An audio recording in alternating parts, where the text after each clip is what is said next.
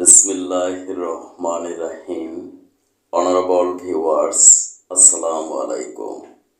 বিশ্বের যে প্রান্ত থেকে আমার আজকের সংবাদ শিরোনাম অনুষ্ঠানটি দেখছেন, ডিজিটাল বায়োকেমিক মেডিকেল সায়েন্স হসপিটালের পক্ষ থেকে ডক্টরস টক টিভি 100K চ্যানেলের সকল দর্শক শ্রোতাদেরকে জানাচ্ছি আন্তরিক অভিনন্দন। আজকের সংবাদ শিরোনাম পাঠ করছি আমি ডাক্তার কাজী দেলোয়ার হোসাইন। আন্তর্জাতিক অপরাধ ট্রাইব্যুনাল সংশোধন আইন উপদেষ্টা পরিষদে গৃহীত। সাবেক প্রধানমন্ত্রী শেখ হাসিনা সরকারের গঠন করা ট্রাইব্যুনালই বিচারের মুখোমুখি হলেন তৎকালীন সরকারের ফ্যাসিবাদী কর্মকাণ্ডের মূল হোতা হিসেবে অভিযুক্ত সাবেক পুলিশ প্রধান চৌধুরী আবদুল্লাহ আল মামুন ও সাবেক মেজর জেনারেল জিয়াউল আহসান সহ 8 কর্মকর্তা।